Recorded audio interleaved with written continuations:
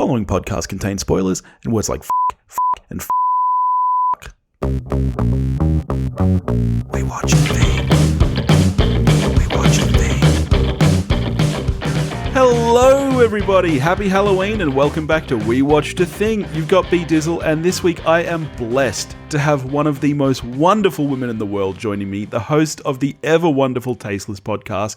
It's Emily Higgins. How you doing, Em? Hi, your rebranding as B Dizzle is still a lot for me to take in. I must say, I was slightly offended in this film when someone makes fun of Thomas Middleditch for giving his group a nickname. And I'm like, hey, I gave myself a nickname and it totally works. I appreciate the commitment to it, but to see you say it is so different. I know. As soon as I put up the new artwork, I got a message from both Topher and Sam Hurley from Movie Reviews and 20Q saying, well, I can't subscribe to a podcast that says B Dizzle in it, so I'm out.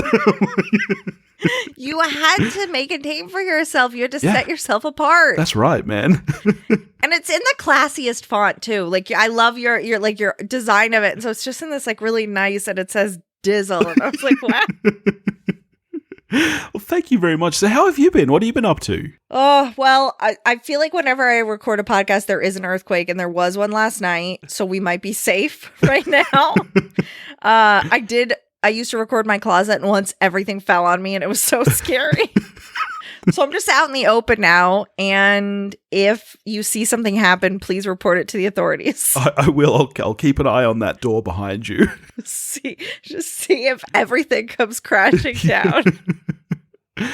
So this week, I reached out to you because you and I have quite similar tastes, and I think that is to say we have none. So I'm the guy who likes Tommy Boy, and your whole shtick is defending horrible movies, most of which I agree with you on. So I said, let's do something for Halloween together. What's a horror movie that you love? And you came back to me with The Final Girls, which I got to be honest, I'd never heard of this film. Did you see it when it came out? I did. I saw it at a film festival in, I think, the LA Film Fest in Los Angeles, just because I love Malin Åkerman so much, and she was in it, and so I got tickets and I went and had no idea what to expect, and honestly at that point in time wasn't really a horror fan. Yeah.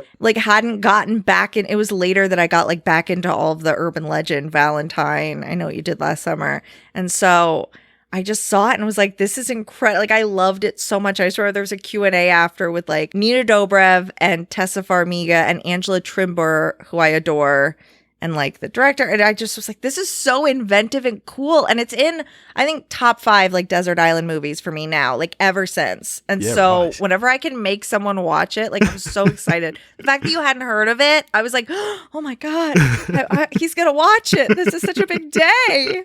That's high praise that it's desert island material. That's some pretty next level stuff. Yeah. It's really, and if I broke it down, if I just looked at it, it wouldn't seem like it was. If I just look at just the cast or just any piece of it individually, but even rewatching it this week, I was truly just sobbing. This is so good. Well, let's crack right into it then. The Final Girls is a 2015 American comedy slasher film directed by Todd Strauss-Schulson and written by M.A. Fortin and Joshua John Miller. It stars Taissa Farmiga, Malin Åkerman, Adam DeVine, Thomas Middleditch, Alia Shawkat, Alexander Ludwig, and Nina Dobrev. And hit me with this. What is it about, Em? Oh boy. Well, Taissa Farmiga, she's the daughter of Malin Åkerman, and Malin was an actress in 80s slasher movies, but now is, I think, a waitress, can't really get a part, isn't doing that well, and tragedy strikes her. So Tessa is dealing with that, and there was a basically movie house kind of anniversary screening of the movie that her mom starred in. Yeah. So she goes to it, and they get sucked into the movie, and she gets to experience the film and be connected to her mom again, and it's plays on all the slasher tropes in a way that is I just love it so much. Yeah, and it's a great cast. Oh, it is a great cast. The cast is excellent, and as you said, it's a very inventive, fun premise. We've seen meta horror movies before. In some ways, I would say this is quite close to Scream in the way that it plays with the tropes and stuff. But yeah, interesting premise for sure. And a little Cabin in the Woods. Yeah. And I feel that genre really hasn't been done enough. Like, I'm surprised it's not more covered ground. Yeah. We've seen a little bit of the kind of sucked into a story type thing. Would you say this is better than The Page Master, Macaulay Culkin? Yes, and I would say, even though it's tough, I think it is better than Pleasantville. Oh, that's... Although I love that film. I adore Pleasantville. That is a great film. Oh, you've got me there. Another great cast. Really? Yeah, it is. Yeah. But this to me is just like a genre. Like, I like that it plays with, it's like a commentary on movies. Whereas Pleasantville was more just like, how sad was the 50s? F women's rights, right? Right. We're all gray. Yeah. I'm going to say something here. I'm probably going to get us off on the wrong foot. And I'm really sorry about that, Em. Okay. I liked this movie. I really, really, really enjoyed the first half hour. I was like, man, this is a fun ride. We're in for some cool stuff. My problem with the film is that it never gets scary. It never even tries to be scary, and that's fine. It's a comedy film. But my issue is that about halfway through, because it's not scary, it also stops trying to be funny at that point. And it works a lot less for me in the second half. And I'm really sorry I have to say that. But I didn't love it. That's okay. I think even on rewatching it, I was like, there aren't really stakes. Because, like, there's not really, like, so if they die, it's probably fine. You know? Yeah. There's nothing. I think the middle to me, like maybe I don't love the first like 20 minutes. Oh, really? I like kind of the middle chunk when they first are getting into that world and then they're kind of using it to their advantage. Yeah. Like when they're having Malin say the flashback story again to get the flashback going. That was cool, actually. Yeah. All of that sort of using the world. And then I think the end is abysmal. I think the last like 5 minutes is criminal. And I was like, are you kidding me? Like, this movie was so good. Yeah, I think I would have liked to have seen them play with those tropes a little more. Like, it's established almost as soon as they get into the world that the movie restarts every 92 minutes. You know, every time. Right. And I was waiting for them to kind of use that to their advantage. Like, just restart the whole thing at a certain point. And it never comes, and I get it. Okay, that might have made the movie too long if we effectively see, or if we, you know, maybe if we see them all die and then it starts back at the beginning again. Because as you say, there's no stakes, but at the same time there are, because it's never really established what happens if they die. Right. There's something to me, and this is usually not my interest at all. Like, this is not what I look for in a movie, but the mother-daughter relationship, I think Malin Åkerman is so good. I agree. And she's the standout to me. Walking that line of when she's the character in the film still like caring about her daughter, I thought I was again crying so much as she undoes her shirt, bra out, and I'm just like, oh God, so beautiful. I agree. I have to say, given that by that point I had started to lose interest, it was amazing how much emotion I felt at that moment. Like, that was a pretty stellar moment. I can't hear Betty Davis eyes. And also I will admit, like, the cast, I mean, I think there are some people that I love, but there are a lot of people that are just, it's a very middling, like, we could afford this cast. Yep. I was going to ask you about a couple of cast members. Where are you on the more comedic, like, where are you on Adam DeVine, for example? He's very polarizing. Yeah, okay. I'm a bit the same. And I've seen him in roles where he's quite likable to an extent, but I feel like he can only ever get so likable. He really, because I was somebody that saw like Pitch Perfect at theaters and was like, yes, and he was the jerk. Tracks. He was the gross out in that, and I was just like, I haven't liked him since that. I don't like that sense of humor. I don't like that he's just gross. I wouldn't have I don't like that character in a slasher movie. And also, honestly, you're doing a trope on the crop top guy in an 80s movie. Give me something I want to look at. No, what it's are we true. doing? And honestly, I feel like it actually takes it a bit far. Like, I get that it's making fun of 80s movies, and, you know, in the 80s people were more sexist, and obviously horror movies have a lot of sex and stuff in them, but he's kind of next level, really. Like, it's not what you'd realistically see in an 80s horror film. Yeah. And so to then have Thomas Middleditch, who we also now he's off the We're not supposed to like him. Has he been cancelled?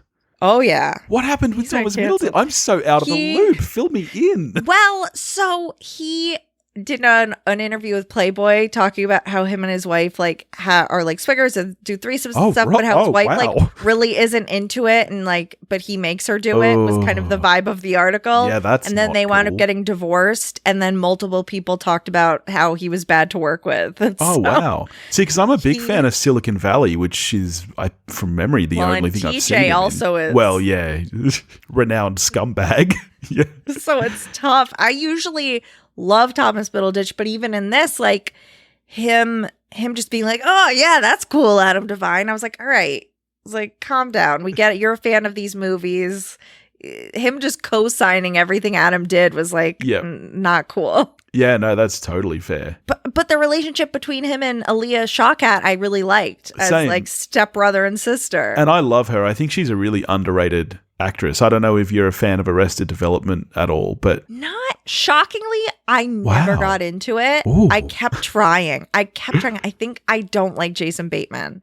Wow. I only cared about Jessica Walter and Portia de Rossi. Oh, I mean, they're fantastic in it, yeah.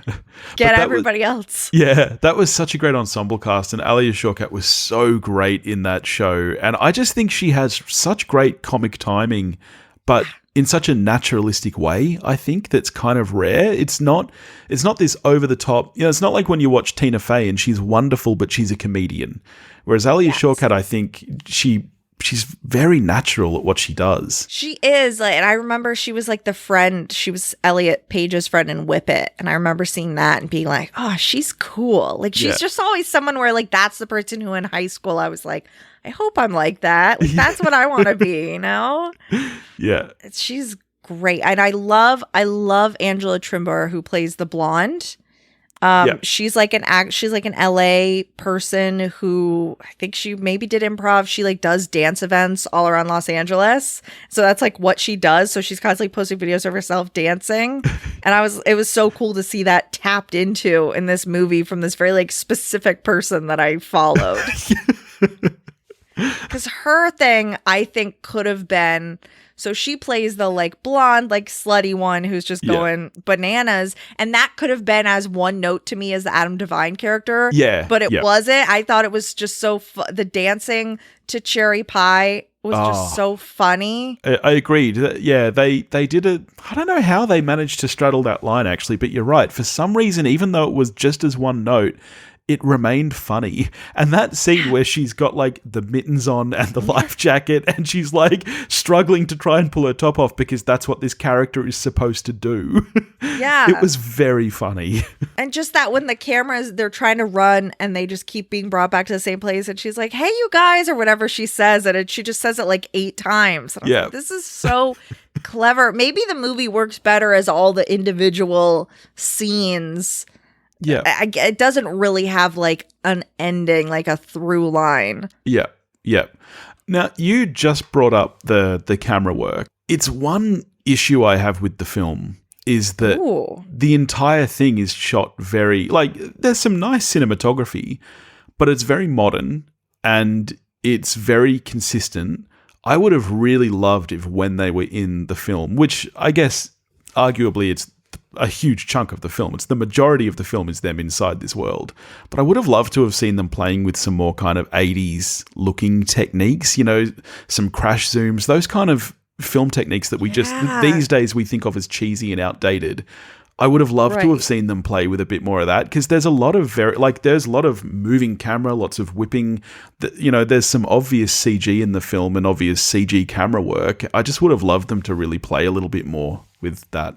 Now that you say it, it's like I feel like they tried so many different things in it. It's weird that they didn't do that, or even just have them like while they're walking around, like walk past some grain or something. Like it's weird that they only embraced it in these specific small, like, we're doing a cool thing. Hour goes by. We're doing a cool thing. Yeah. You better not make me mad at this movie. I'm sorry. No, keep it on your desert island list. This is all I've wanted is to talk about.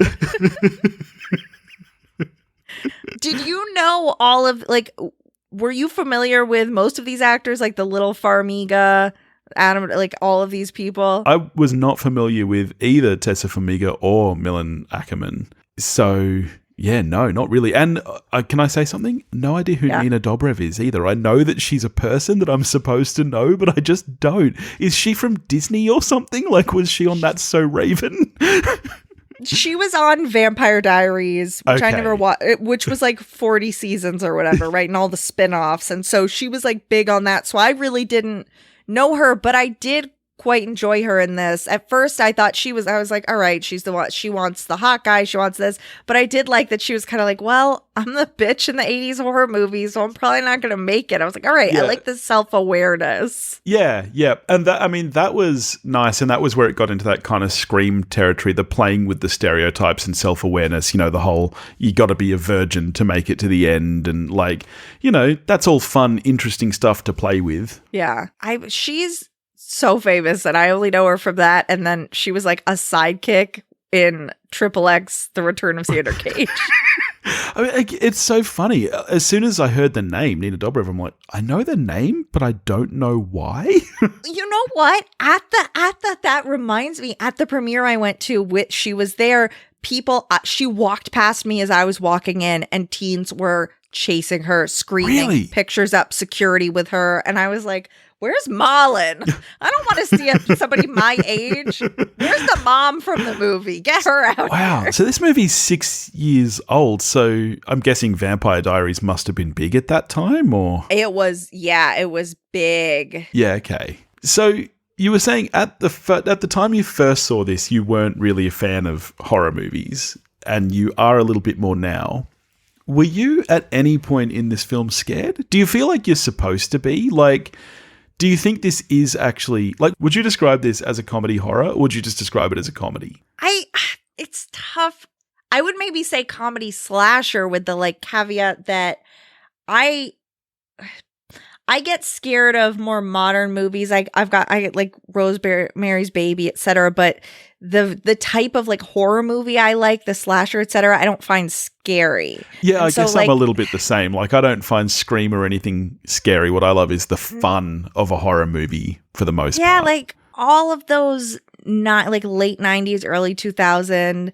I don't find scary. And then when I go back and watch the 80s one, like when I watched Nightmare on Elm Street, I guess Nightmare on Elm Street was kind of, what's the one with Jason? The one that this is actually Friday the 13th. Friday the 13th. I watched that for the first time, and I was like, well, I don't know what's happening here, and I'm not interested. I think still original Halloween does such a good job of building tension. Yeah. And I bet that the first time I watched it, I was scared. And I was scared seeing like Halloween, the new Halloween, the 2018 one. But yeah, I like my favorite horror is those funny-ish or just like goofy, like tongue-in-cheek. Yeah. I'm not kidding. It's not like a Midsommar where I'm like, ugh. Yeah. I totally get that. I just wish it had a little bit more tension in it. Like, for example, last night I threw on Speed just for fun, which is such a fun movie, but there are so many times where you're like on the edge of your seat. Like, every time you see that speedometer start to slow down, you're like, oh, fuck. She's gotta go. And I just wish that I had at least one moment like that in this film where I was like really cared and got worried about something. Yeah, they have all the pieces of it, but I'm never that mask is like gross. I don't like old-timey boys bullying each other. That scares me. But you're right. There's never like a fear of him. Like, even when people die and other people kind of cry about it, I didn't feel anything for that. Yeah. The flashback scene was great, and I loved the use of the text on the ground that they all step over. That was fun. And then just like that dripping of just the time warp. But again, like old-timey boys are so scary. They really are. I don't know what it's even just the way they dress is kind of creepy. Yes. Like little striped shirts and like a lot of freckles and a crew cut, and they're just like, we might stab you with a pocket knife. You don't know. Well, that's the thing. And like, it's bad enough even these days, but back then a teenage boy could do whatever they wanted and get away with it. If you wanted to throw fireworks at someone, you could do it and it'd be fine. Like, you'd be fine. Especially, I feel like if you're doing it to another boy, like set another boy on fire, the counselor's going to be like, well, that's boys. They're trying to be your friend. Boys. Yeah. Yeah. Throw them some fireworks back. Yeah. Did a boy ever like pull your hair because they had a crush on you? The only thing I remember so distinctly is throwing a stick at a kid in kindergarten I liked, and then he started bleeding, and I've never stopped thinking about that. And it haunts me. So no, I threw things at other people. I was that kid. It's like the firecrackers. Yep. He's going to come with a mask and a machete and get me one day and be like, I didn't forget. I'm his Facebook friend funny. to keep an eye on him. Okay, well, that's good you check in. Just make sure that he hasn't been like long-term stick damaged. Right. Everything's okay. He's still in the same state. All right. Oh man, see, I was always like a soppy romantic. I grew up listening to The Cure as a very young child, so I would never throw anything. Did you write like a nice poem for someone? Yes, I was the poetry kid. Yep, always anonymous in their locker. Yeah. I bet at least one person still has one. Like, I was going through papers the other day. The papers that I've kept are so weird, and I bet someone still has one of those poems in like a binder.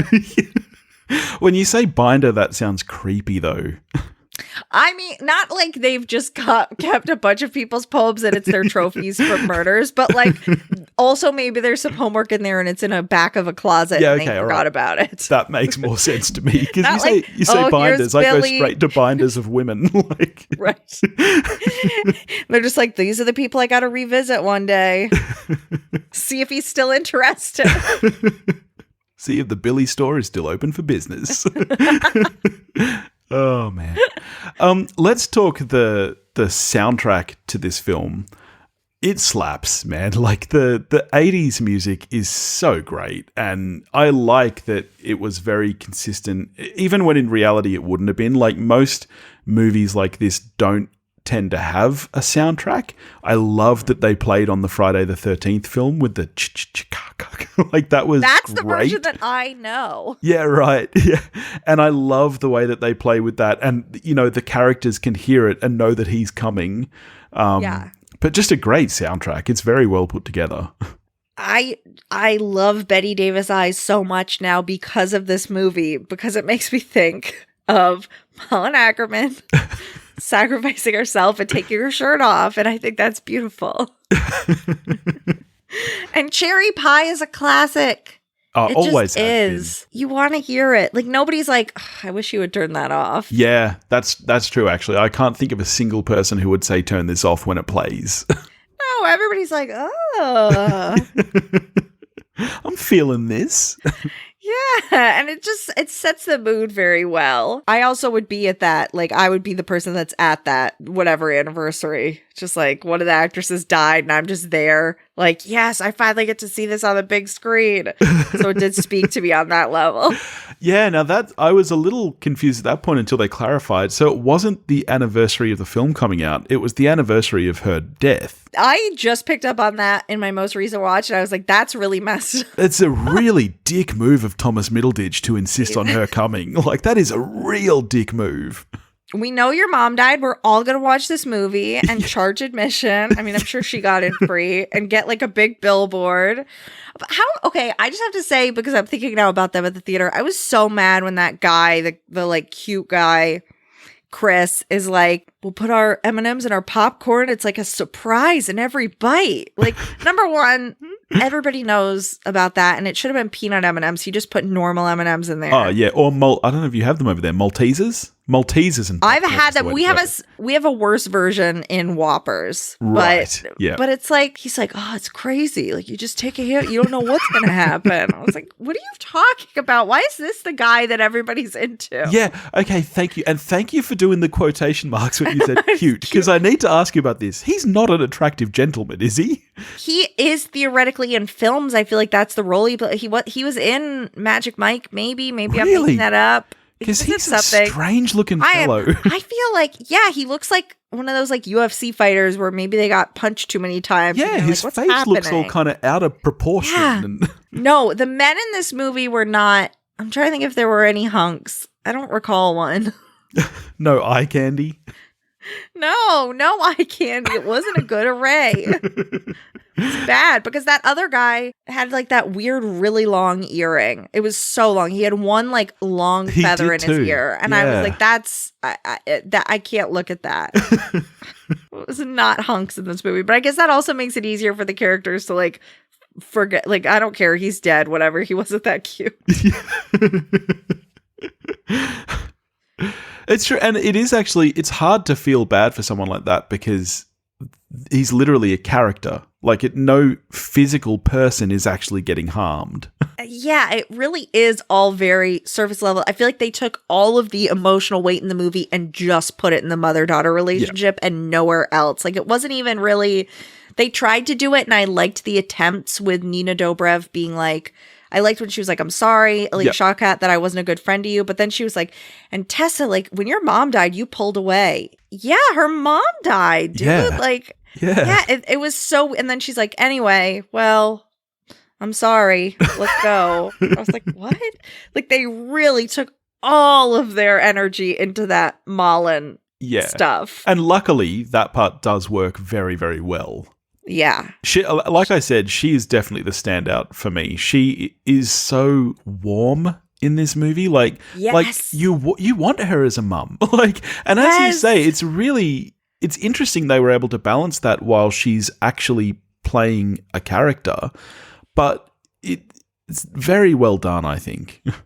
When she kind of realizes, like, the tie that Taissa has with her, she says something to her that's like, oh, like, honey, blah, blah, blah. And when she said that, I was like, oh, my God. Like, she really, like, imbues that warmth. And I would even say, I don't know that Taissa brings it back at her. I don't know that anyone else in the movie is really firing on those cylinders. Like, Taissa's fine. I don't have a problem with her, but...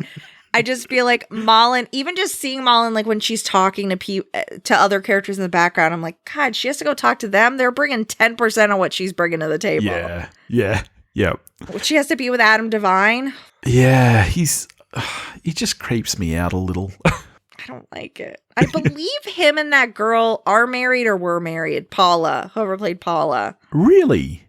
And she's in a lot of movie season, so I would imagine. Interesting. That's how she gets her roles. I don't know why I'm being so mean on your show. You're so catty. I know. I don't know why I've got She's so got aggressive. no talent. She clearly slept her way into the role. Jeez, Em. I will say that role could have been fun, and it was really nothing. I was like, okay, she blew up. Bye. Yeah, there's really zero purpose for it. The other thing for me is that I didn't believe that is the character that would be the final girl anyway. Like, when you're playing with these tropes, it's very clear that Malin is the character who would have been the final girl in a film like this. It's always the kind of girl next door, babysitter type. You look at Jamie Lee Curtis in Halloween.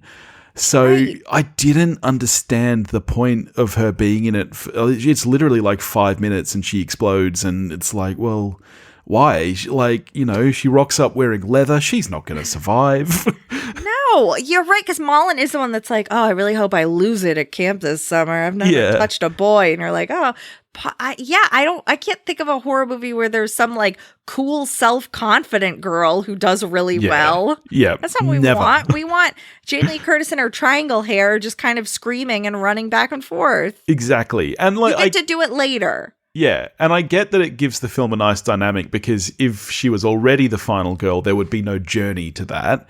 But it's still it cheapens it a little when you're like, the whole shtick of this movie is playing with the tropes, and in that case, they just kind of ignored it just for the story to work. Right, and I guess because she slept with Adam DeVine and had to be in the film, according to you. Yeah. Exactly. They were like, write this in.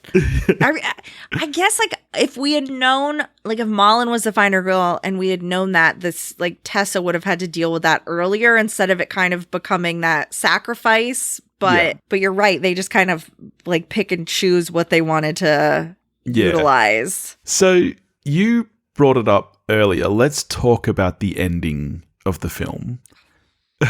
So she kills him, credits roll, and I thought that rocked. The idea of them like actually seeing the credits and being like, what's that? It's the credits. That was awesome.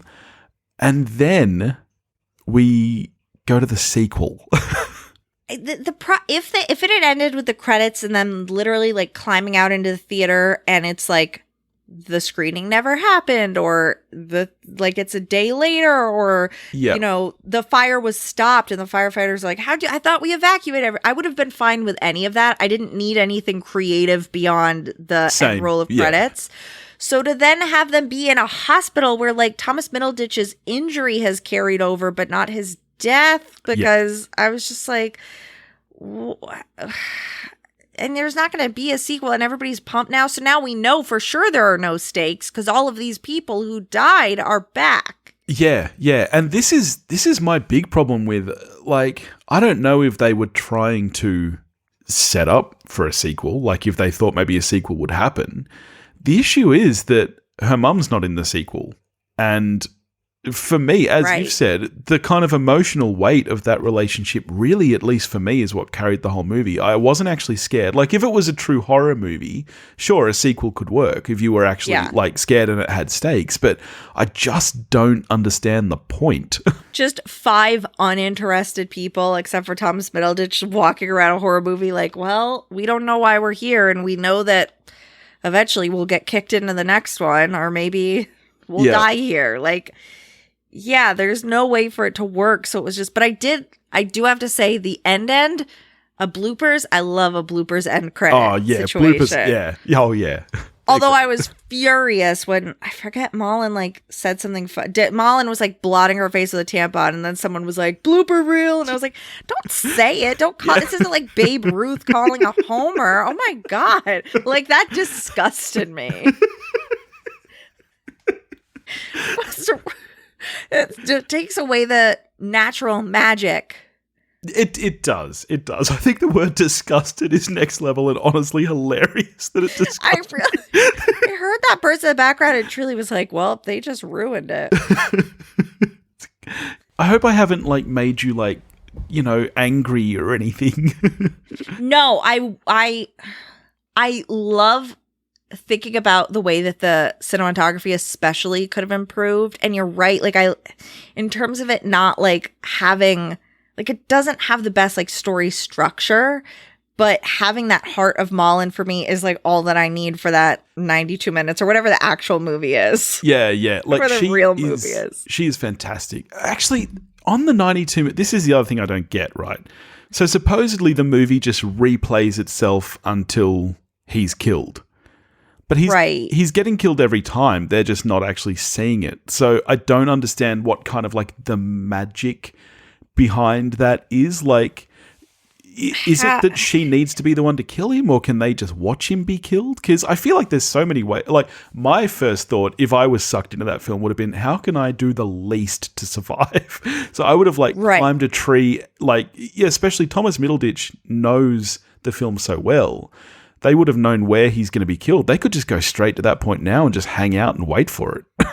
Well, that even like that would be when Nina Dobrev is like, oh, Paula's the finer girl. I'm going to stick with her like white on rice. Like, just stay near Paula. Like, she's going to live. She dies. But yeah, I guess it also that I was like, okay, so if it restarts every 92 minutes, but if you kill him, you move on to movie number 2. Does that mean these are now a full new set of these characters and there's infinite copies of these characters live, and each new start of the movie is brand new ones, and then they graduate to the next film. Right. Yeah, that's interesting. We need to start our own fan-made sequel where we're like, actually, it's a time paradox. I would be very curious to hear if they at any point had plans for a sequel or not, because the ending does kind of allude to setting one up. Like, I can't see a purpose for that ending otherwise. No, and I would have been interested to see a sequel. I think it will be really hard, though. I think it is like a standalone because it is so creative and you kind of don't want a second one. Like, I feel like that's the way kind of a lot of these like screen life movies are, where the gimmick, not that they only rely on the gimmick, but that the gimmick is an intrinsic part of it. And so you don't want to watch the same thing again. Yeah. So I don't know if they could do another one, but I keep watching to see what those writers do. And the director, I feel like directs stuff with The Rock maybe now. Oh, I mean, doesn't everyone direct something with The Rock? He That's is in true. He's in every all movie. But one of the writers, I'm trying to figure out, one of the writers was an actor, and he was like the kid in Something Weird. He was the kid in Halloween 3, but he was the kid in Something Weird where he was like a real goobery little kid. And Teen Witch, he was like the little brother, and he's like, hey guys. And now he co-wrote this film. That's actually hilarious. That's really funny. And something about that, I like that it's like a person who acted in 80s movies. Yeah. Was in, I think, Near Dark, was in Teen Witch, like kind of does know that world a little bit. Actually, honestly, it shouldn't have any effect, but knowing that kind of escalates it for me. Now I'm like, what did I miss? Oh my God, you're going to have to just watch it and find all the clues. Make a little definitely. String map. Yeah. Get your red string out. So, okay, well, let's get to that then. How are you scoring this film? I hope that my discussion hasn't dowered anything. And I'm not going to lie to you, I would watch this again. Absolutely, I would rewatch this. I'm not saying this is a bad movie. It's a fun movie. Yeah. It just slightly missed the mark for me. But it's a great movie also to like watch with other people, to show people. Like, it's a fun, because people haven't seen it, but they kind of know enough of the actors that they're not like, you're tricking me into something. Yep. I would give it, I always feel like I don't give things 10s because I'm like, something has to be perfect to be a 10. Yeah. And weirdly, I would like rate like Disobedience a 10. I'm like, that's a perfect film. Or Rachel Weisz spits in Rachel McAdams' mouth. That's cinema. I mean, Rachel Weisz is cinema, isn't she? She is cinema. She's good. She's so good. So she gets 10s. I would rate this a solid, I'm going to say a solid 9.5. Nice. Because the fact that when I watched it, it was my like probably 10th time watching it, and I cried so hard at various scenes, and I was just like, but I wouldn't necessarily, now that we've spoken, I don't know that I would ever tell anyone like, this is like a horror comedy. I think I'd be like, it's a comedy that kind of makes fun of slashers is maybe the better, so that I'm not tricking anyone. Well, I don't feel tricked. I don't hold it against you. Is this Halloween-y enough? People aren't going to be scared. Nah, it's fine, mate. It's fine. People will be scared. They're just so scared of all this sexual harassment that happens in this film. Yeah, it was the 80s. Yeah. I'm please don't be offended, I'm a 6 out of 10, which is, it's a positive. It's solid. above 5. Yeah. Yes. I totally enjoyed it. I just found that I loved when it was really leaning into just being funny. And once it kind of stopped being as funny, but I wasn't scared either. I was just like, what am I meant to be feeling right now? So, yeah. But okay. Fun film. What is a movie? I have a question for you that's unrelated, but I trust your judgment. What is like a movie that you've seen in the last 5 years that scares you? Oh, man. Honestly, not a lot scares me. This is going to sound stupid. Yeah. I get much more real life scared. And I've got 2 daughters. I've never been more scared in my life than the movie 13. Do you remember 13? Oh my God. What was that girl's name? Nikki Reed and Evan Rachel Wood. Evan Rachel Wood, yes. Fucking scared the shit out of me. I know that that's not in the spirit of the question you asked. Here's something scarier. Nikki Reed, the girl who wasn't Evan Rachel Wood, wrote that movie based on her own life. I know. So they were literally kids. Yeah. It's messed up. That movie terrified me. I feel like I don't like a movie that has a jump scare. I saw The Night House recently, and it played a sound that was so loud and jarring that my body curled up in the fetal position, and I was scared that I was injured. Yeah. But I was like, is that scary, or did they play a loud sound? Or like the Gerald's Game with Carla Gugino, that Midnight Man. I love that movie. But I wouldn't call that a horror, but that Midnight Man gave me nightmares. That one sliver of it. So I'm just like, I don't know. Maybe I don't like horror. I don't like Midsommar. I didn't like Hereditary. But even like Midsommar and Hereditary, I wouldn't necessarily. Them, I guess you'd go psychological horror. Or honestly, art house horror would probably be the best definition. Right, because I like a thriller. I like The Silence of the Lambs, which isn't like a horror, but it's chilling. Yeah. Yeah, that's a little bit more like my wife. She hates anything kind of supernatural. So like thrillers, like Silence of the Lambs, she can do. But anything that's like about demons or ghosts or anything, she like finds them. too scary. Which They're is weird. mean. I'm a little bit the opposite. I find them more fun. And thrillers are the ones that actually scare me. I have never watched it since first seeing it, but I think every single night about the film The Strangers, because I don't like that they're like, why are you doing this to us? And like, because you were home. And I'm like, I'm home all the time. Yeah. Come get me. That That's the thing. Yeah. I'm in movies that are like, well, this could actually happen. That's the one that's, or even like movies that like, well, this actually has happened. That's scary. right. But for Halloween, like during the month of Halloween, I want to watch Halloween. I want to watch Hocus Pocus, Halloween Town. Hocus like Pocus. I like the goofy, like I want to watch even like Candyman, I think is chilling but not scary. Like that's kind of what I want to do for Halloween. Yeah. Agreed completely. Thank you so much for joining me and for making me watch this film. I had so much fun chatting with you about this, and I can't wait to have you back on the show to talk about something else. But oh my God, thank you. Can you tell everybody where they can find you and your excellent show and all the wonderful things that you do? Yes, you can find Tasteless wherever you get podcasts, and I said why The Final Girls is better than Cabin in the Woods. Because I take two movies and I compare my favorite to like a movie that people love. Recently, I did do one where I explained why, if you're looking at movies about like isolation and stereotypes, American History X is great, but also you could watch Shrek.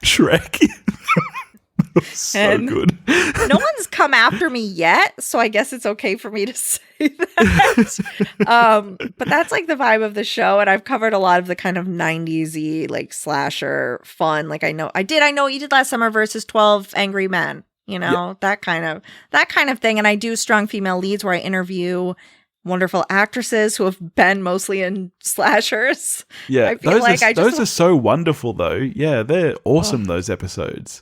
I just am like, anybody that I'm fully obsessed with and I own 40 of their movies, I'm just like, please, I love you so much. Yeah. To have Jodie Lynn O'Keefe from Halloween H2O was such a thrill because every time you post one of those, I'm like, oh my God, Emily spoke to this person. Like, here's what's surprising. You email a publicist and sometimes they write you back. Now, 99% of the time, no one talks to you or they say, get out of here, you dummy. This person's famous. But sometimes you hear back and it's exciting. It's on the same Tasteless feed because I was like, I'm not having two feeds. It's all, you get what you get. Sense. Yeah. No, I highly recommend everyone jump across and listen to Tasteless. It's just so much fun. It's so much better than this show. Let's be real. Can I say, number one, I love your show so much. Number two, to see your recording space and see you have like outside light coming in, you're living the dream. When they let Americans in, me and my cat are moving in with you guys. If you could prepare your family, we don't want to be here anymore. Mate, come over anytime. And honestly, I can't wait till we find time to do this again because this was so much fun. This was I genuinely have been looking forward to this since we talked. Like, it's been in my calendar. I've been so happy. I've been like, I'm gonna get to talk to him about this. What a day. Thank you so much. All right, well, next week I will be talking the new Halloween with my good friend Paul from The Countdown, which is going to be excellent. Can't wait to talk about that movie. I'm assuming you're excited for that one. I know that you loved the 2018 one. Have you already seen it? Is it out there? Not yet. I think we get it in about 2 weeks. So there's a West Coast premiere here the day that I'm moving away, and I'm devastated. Gotta get in there. I gotta see Jamie Lee Curtis and her triangle there. Oh, that's awesome. All right. In the meantime, if you want to get in touch with me, you can do that at wewatchedathing@gmail.com or wewatchedathing.com. You can find me on Facebook, Instagram, and Twitter, all under the handle @wewatchedathing. If you want to help support the show, you can do that at patreon.com/wewatchedathing, and I'll catch you next week.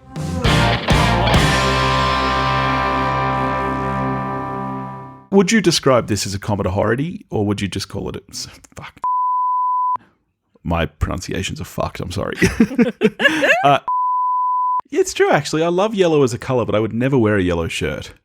No, you'd look insane. Yeah. I It's really gonna come should to you in, write like, stuff.